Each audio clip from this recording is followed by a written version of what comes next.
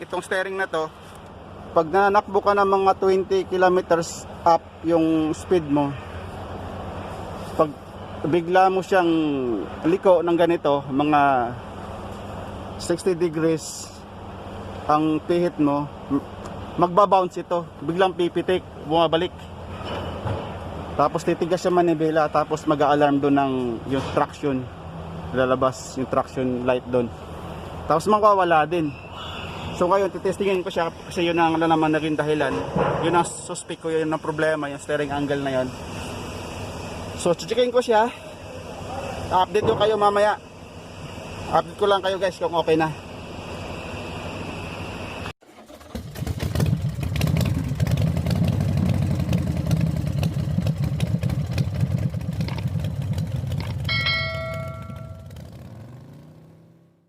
Hello guys, magbabaklas ako ngayon ng steering wheel or itong manibela na to, kakalasin ko. Bali ito pala yan Chevrolet Silverado 2016. So magbabaklas ako nito kasi magpapalit ako ng steering wheel angle sensor. Ito ng pickup na to. Kasi ang pag pinipihit mo pa kanan itong manibela, pag pinipikit mo siya pa kanan, umiilaw yung traction, lumalabas yung traction. Tapos kung minsan nagbabounce ito, tumitigas yung manibela, saka nag lock unlock yung pinto. Yun ang naging problema nito. So wala naman akong ibang suspect nito kundi steering wheel angle sensor. So bali ito yung nakakapit dito, yung steering angle na yun dito. Yun ito ito siya. So hindi mo siya mabubunot hanggat di mo to alisin. Tulad ng isang ginawa ko, ganun din. Nagpalit din ako ng steering wheel position sensor noon. Nagbakas din ako ng ganito. So ngayon magbabakas din ako. Bale ito ay 2016 Silverado single cab. So bale ito yung guys, ito yung sensor na yun. Ito yung papalitan ko. So bali kailangan kayo pa tanggal nito guys, kailangan naka-straight yung gulong.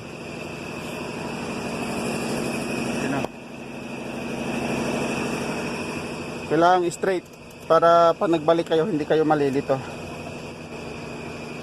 So hindi sa tulad ng 2011 ng mga sensor o 2013 na may pin pang nakatusok para hindi siya gumalaw o hindi siya umikot. Ito wala kasi ang umikot itong gitna. Yan kasi ito walang pin na nakatusok, wala ring tanda. Sana hindi nila nagalaw ito, hindi nila inikot kasi yung karton hindi naman selyado, kaya kahit sinong magbukas. Tapos pwede ito paglaruan, ikot-ikotin. So sana nga hindi ito nagalaw para hindi magkakaproblema maya pagkatapos balik ko. Kung may kabit ito, sana hindi magkakaproblema. So maraming kakalisin guys. Ito alisin natin ito mamaya. Ito bali ito yun mayroon Torex na T25. Pala Torex, hindi pala T15. Ito yun dito. Bali dalawa yan. Ito tapos alisin itong sa hood na to, yung para sa hood na pagbubukas. So yun lang. So mamaya ipapakita ko sa inyo guys pag natanggal ko to. Ayan guys, natanggal ko tong cover na to. So madali lang guys, ito lang yun dito nakaipit, saka dito yung mga lock lang naman yan ito lock nito. Ito basta hilahin nyo lang So So magtatanggal tayo guys. Tatanggalin to. Itong 10. Yung 10mm na nut, bali apat yan, magkabilaan, tig dalawa. So ito alisin din. Ito yung sa cable niya, papuntang transmission, alisin to. Saka yun, alisin din yun. Yun may lock to eh. May lock na letter C na nakalock para matanggal itong ito, naka-plastic nakalock din to. Alisin mo itong lock, itong nakaipit sa dito sa plastic na lock na. Yan, tapos yung wire na to dito. Ito to, alisin din to. Ito sa airbag. So alisin din yan. So bali ito yung ito nut ay bolt 15mm. Saka yung nut magkabila niyan dito saka dito. Yun. Dito isa saka yun ng yun, nut din yan yun. Yun. So bali yan ang alisin natin. Tapos meron pa yan doon. Ito ang alisin. 15mm saka 13mm na. Itong nut saka itong bolt 13mm.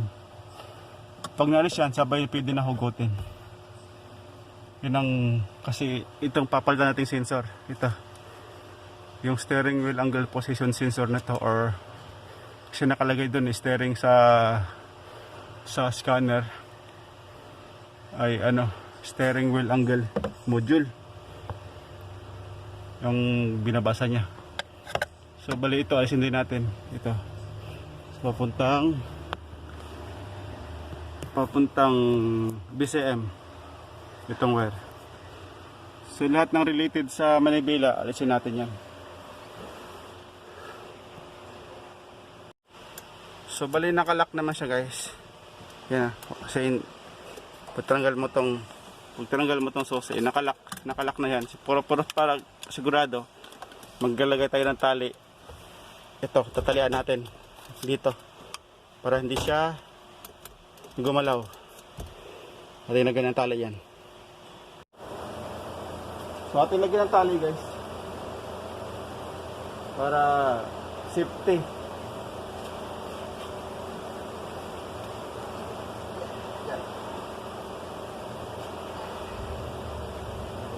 Ating kakalasin ngayon yung ano, manibela.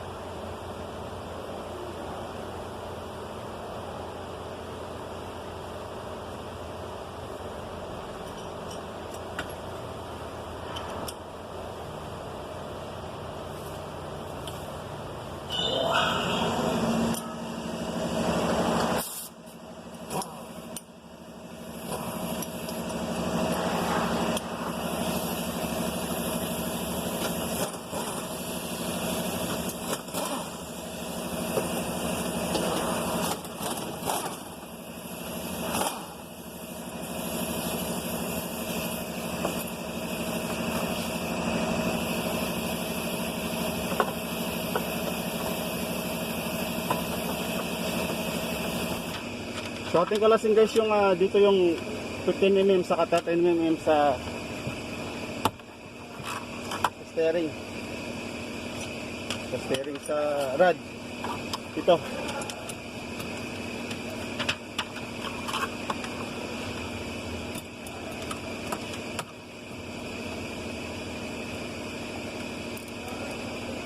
Mm.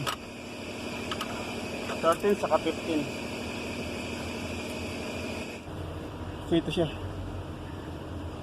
Yan, tanggal na. Next natin na itong rod. Ito.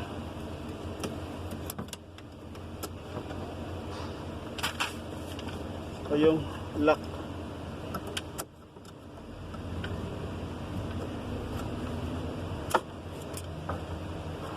So ito yung lock. Sabang ito yung tulak. Itong lock din ito. Yung kabila yan, babataas.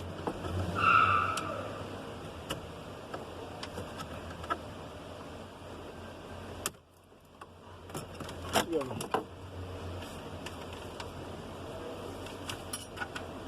At hiwa sa ilalim.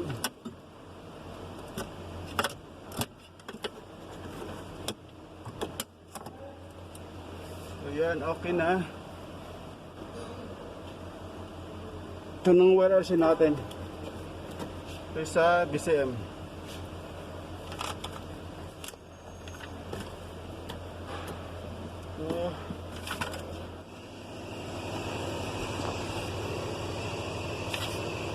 So yung wire ng airbag guys, ito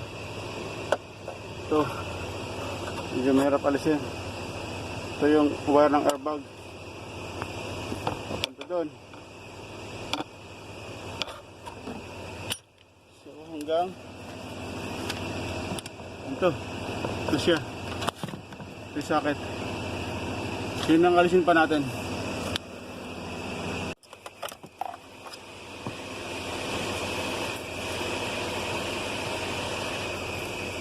So wala na, free na. So ito na lang alisin natin. Ito. Yun. Yung nut na yun. Saka yung nut na yun. Saka dito. Taas. Yan alisin ko na lang guys. Para mapulot na natin itong steering. So ating alisin na yung steering guys.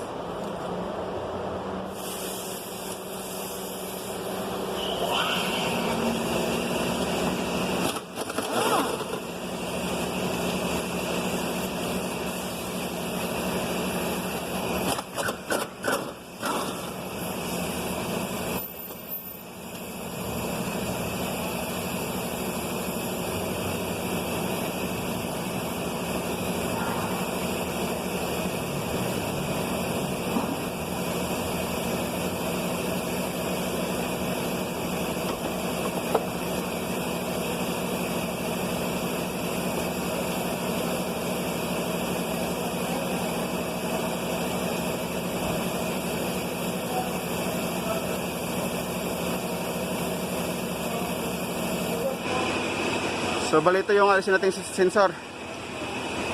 Ito natin papalitan.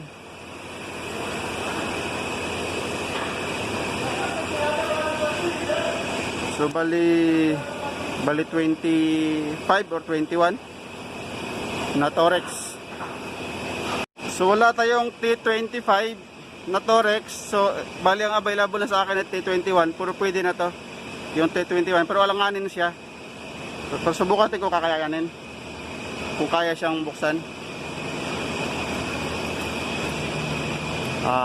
Kaya naman pala.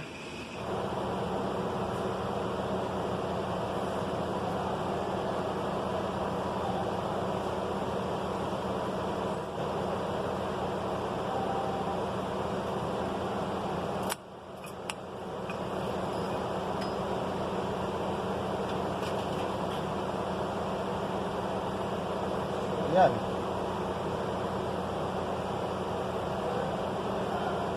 Kaya natin sipatin lang ito.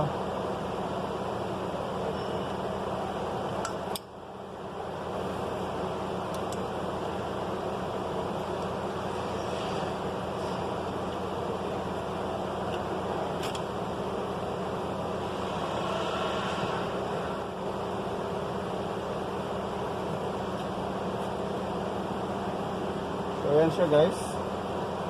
So angat lang natin to. Kailangan natin na kasi ng kit. Yan. Angat lang natin.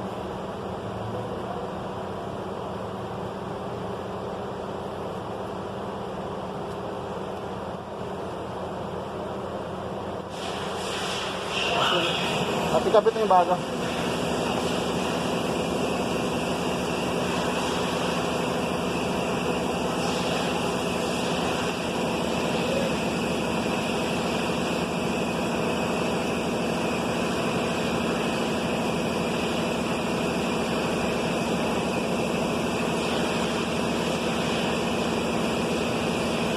Yan.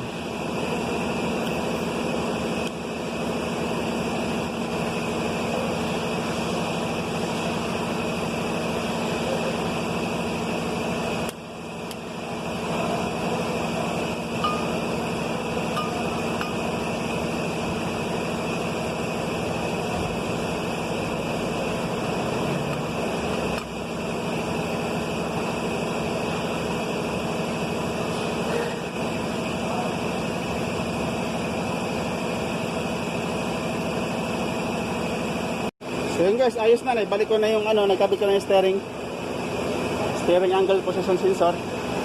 So ibabalik ko na rin itong steering buo. Babalik ko na yung buo.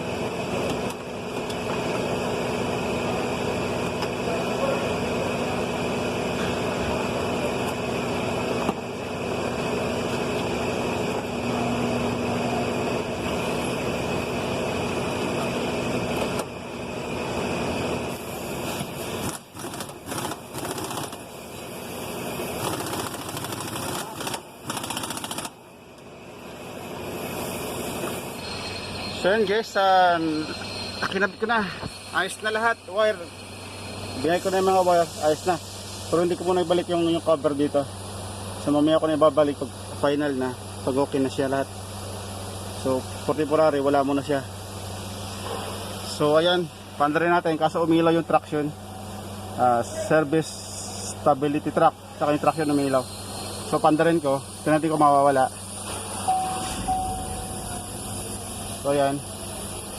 So hindi pa rin nawala. Baka kailangan to ng relearn yung steering angle. So yan, may lumalabas. Reduce, assist, reduce. Steering, assist, reduce, drive with care. So malambot naman yung steering. Malambot naman ikotin. Kaso nga lang may lumalabas. So baka kailangan lang siyang relearn. So ngayon, so kinabitan ko siya ng scanner. Sa scan natin. So gamit tayo ng multiple diagnostic interface. So nakakabit siya dito sa PD port sa kanang scanner. Tuloy nakakabit sa laptop. So ating checkin guys kung ano yung DTC nya. So diagnostic trouble code. Check natin, bali 2016 siya, Chevrolet Silverado. So enter natin. Yes, okay. So kailangan to ng guys, kailangan siyang i-learn. Kasi pa nagpalit ng steering angle position sensor, kailangan siyang relearn. So dito tayo. Ito yung ating pinalitan yung steering wheel angle sensor module. So dito tayo pupunta.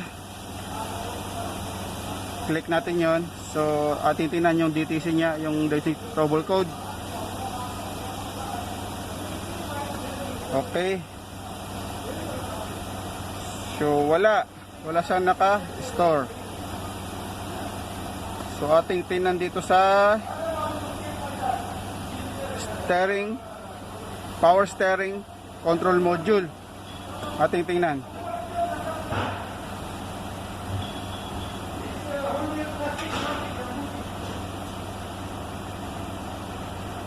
So ating tingnan doon. So yung current niya guys ay sino nakalagay? Invalid sa bali power steering control module U0428. Invalid data received from steering wheel angle sensor module. So bali itong isa, tinan din yung C0544. So steering wheel angle data sensor, steering wheel angle sensor data. Saka ito yung control module, yung history niya, yung C0800. Ano to? Control module power circuit. So lahat. So bali pass na to. Ito lang muna ang ating ito yung steering invalid data from steering control. Kasi ito sa power steering siya, control module. So sa receive, invalid data receive from steering wheel angle sensor module. So ating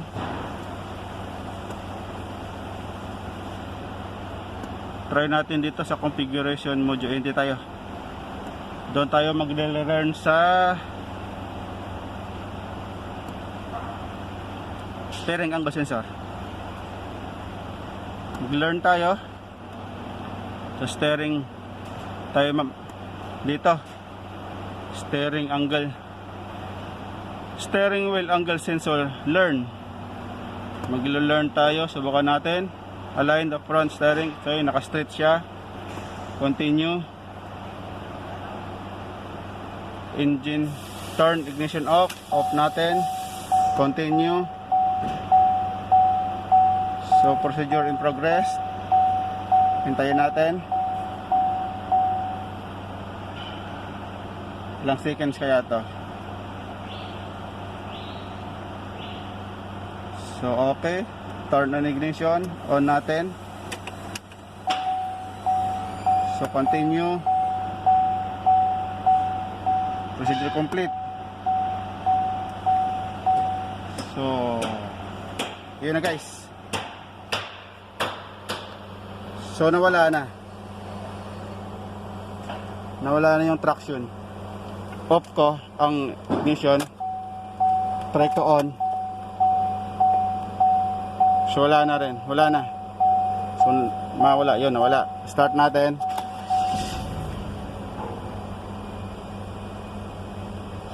So wala. So titignan ko ulit dito sa dito. Back tayo. Ating tingnan ko dun sa steering control module dito. Dito kayo na meron DTC. Dito walang DTC rito eh. Sa steering wheel angle sensor module. Dito tayo sa power steering control module. Meron ditong ano kanina, DTC. Tingnan natin kung nagpass na siya. So bali history na lang siya guys. History na siya lahat. So okay na. So clear na lang natin to. Pass na yan eh. Kumbaga hindi na siya. Okay. Okay. So complete din tayo. Wala na siyang DTC. Kasi hindi na umilaw dun. So ating puntaan ulit tayo. Ating checkin lahat kung mayroong mga DTC ito. Kasi related din kasi itong ano eh, steering angle sensor sa ABCM. So yun na. Yun, 'di ba sinasabi niya steering position signal not calibrate. Calibration not learn, sorry. Calibration not learn. So bali story na siya. So okay na yan, pass na. Yan pass na siya. Okay na yung DTC niya. So clear na lang natin.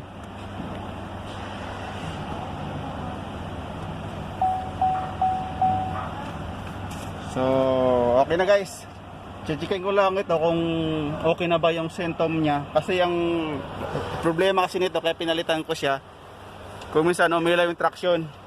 Tapos yung steering, itong steering na to, pag nanakbo ka ng mga 20 kilometers up yung speed mo, pag bigla mo siyang liko ng ganito, mga 60 degrees ang pihit mo, magbabounce ito, biglang pipitik, bumabalik.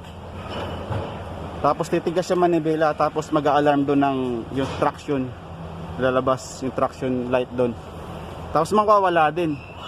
So ngayon titestingin ko siya kasi yun ang naman naging dahilan. Yun ang suspect ko, yun ang problema, yung steering angle na yun. So checkin ko siya. Update ko kayo mamaya. Update ko lang kayo guys kung okay na.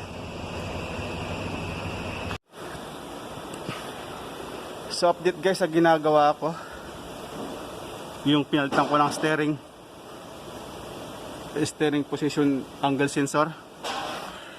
Kaya hindi ko siya may balik yung cover doon sa ilalim ng manibela kasi may problema pa rin. Ang problema kasi nito, pag sinagad mo ng pihit sa kaliwa ay sa kanan, tapos bigla mong apak ang accelerator, nag-lock-unlock yung pinto, saka nag-message yung stability traction light, nag-imilaw. Baka ito na nga yung problema niya. So bali itong battery cable na to sa positive, ito sa positive side. So yan, susundan natin.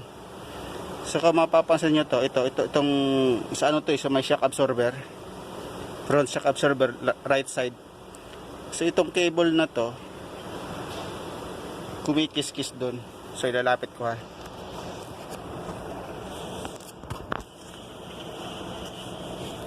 Para makita.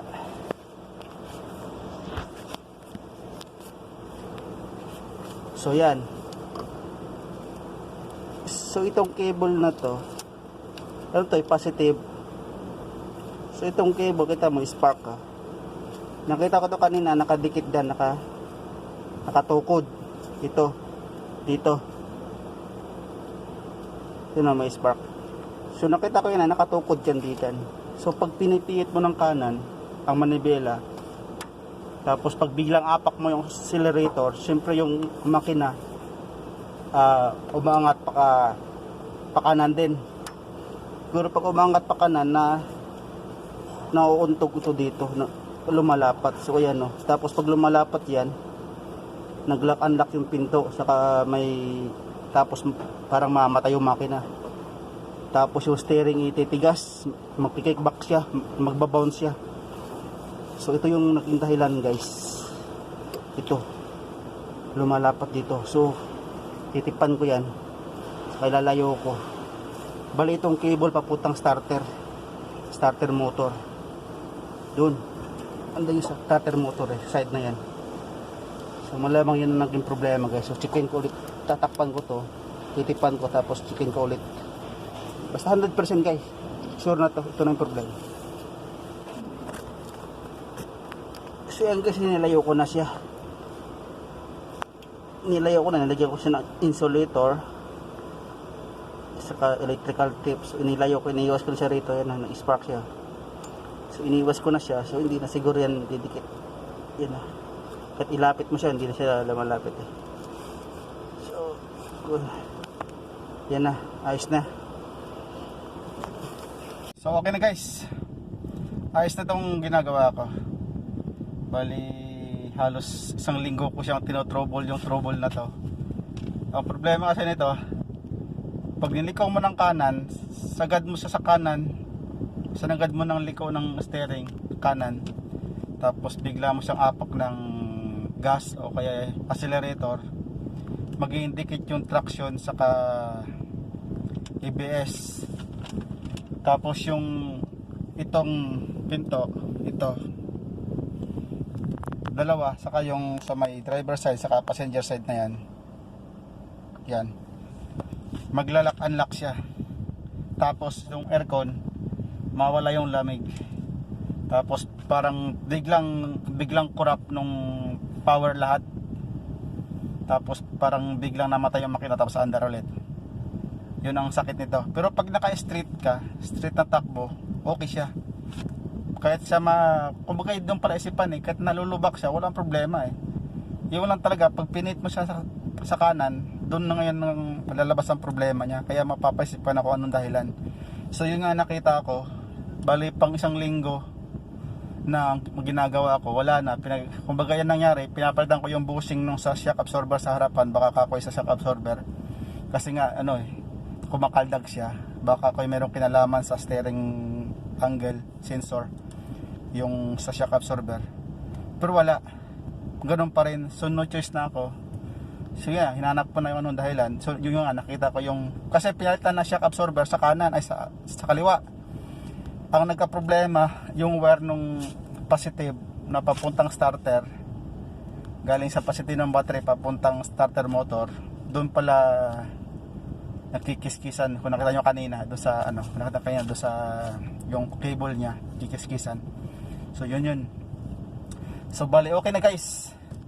Bali ni-route test ko na siya, tinakbo ko na siya, nag-route test na ako.